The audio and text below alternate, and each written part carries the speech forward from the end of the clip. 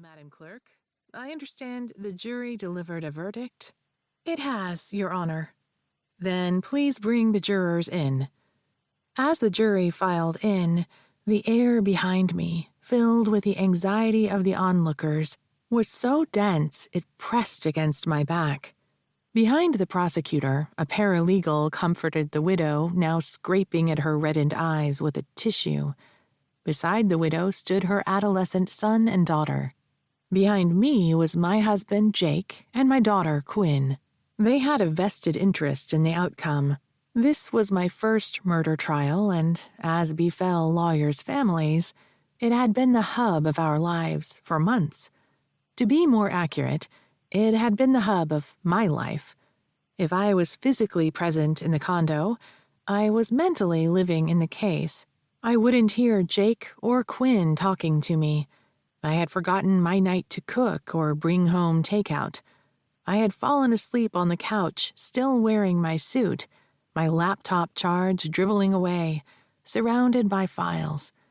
At one point, Jake thought it was funny to leave me messages written on stickies, stating things like, "Brush your teeth." My most enthusiastic cheerleader, paralegal and office mom, Yolanda Martinez, was in the first pew as well. The only person missing was my investigator, Eli Conroy. He should have been here. He had been with me when this case first started. "You may be seated," the judge said. I held Tony's chair still as he lowered himself. Then I glanced at the assistant district attorney. Before the trial started, she had gotten a court order that there should be no indicia of disability displayed to the jury, lest its verdict was swayed by sympathy. Ergo, Tony was brought into court by wheelchair out of the jury's view, and the wheelchair was then hidden. I was admonished not to be over-solicitous.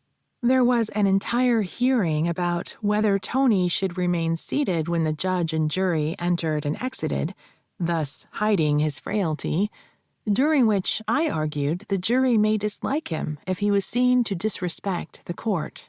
It was then agreed that he could stand and sit again, but only if unassisted while the jury was in the room. With my look, I dared opposing counsel to object to my holding his chair.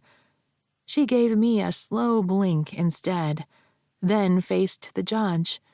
The verdict was in. Nothing I could do would sway them now. She knew it. Now settled, the jurors stole looks at the widow, who now sobbed uncontrollably as she grasped at the hands of her frightened children for support. "Madam Foreperson," the judge said, "please pass the verdict to Madam Clerk." The clerk walked across the room, took a document from the foreperson, then carried it to the bench. The judge read the verdict silently. "Very well," she said. "Mr. Paredes, please stand." Chapter 1. Maureen. 4 months earlier. I pulled up in front of my former home in Pacific Heights, a classic revival mansion, complete with rounded portico and columns, and now the Elizabeth O'Shaughnessy Foundation for Abused Women and Children, just before 7 a.m. When I was little, I thought it looked like the White House, and I pretended John and Jacqueline Kennedy were my parents. I mentioned my fantasy to my father one day as we walked from his Jaguar up to the house, to which he replied, "So, I'm not good enough for you." I never mentioned it again.